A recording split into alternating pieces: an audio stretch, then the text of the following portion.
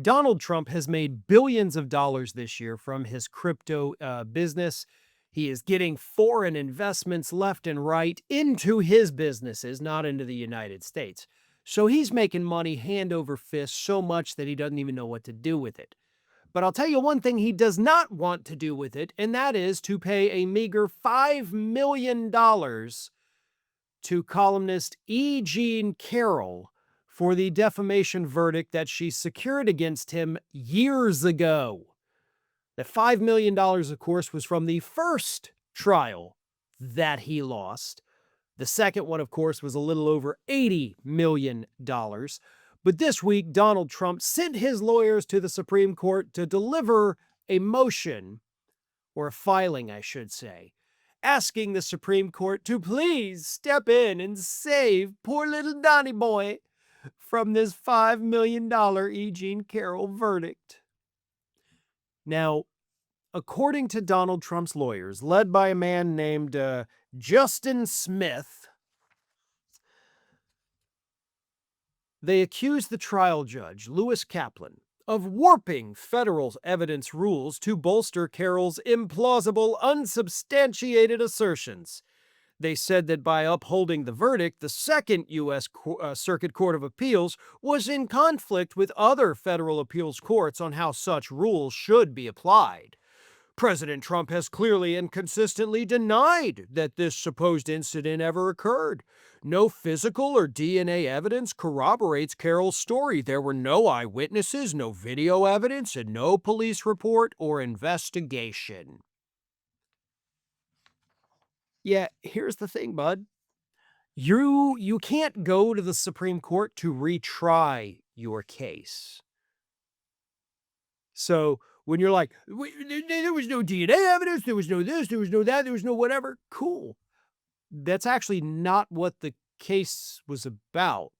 You see, Justin, in a defamation case, it's not on the person filing the case to necessarily prove their point. What they have to do is prove that Trump knowingly lied when he called her a liar.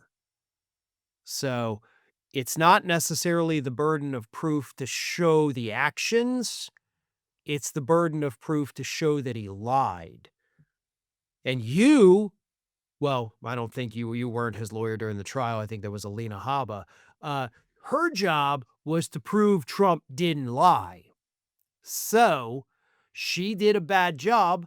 Trump hired bad lawyers, and they lost because the jury said, nope, we side with her. And then, as you mentioned in your filing, the Second Circuit Court of Appeals said, hey, we don't see anything wrong with the way this was handled. This was allowed. Verdict stands.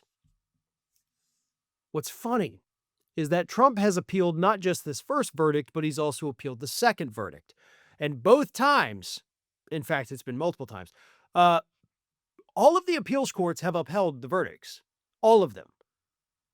So Trump just keeps losing these two E. Jean Carroll cases like every few months based on the timeline, because the first appellate loss was in December of 2024.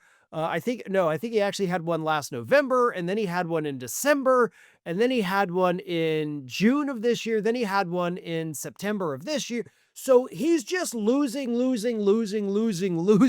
repeatedly. And that's why he wants the Supreme Court to bail him out.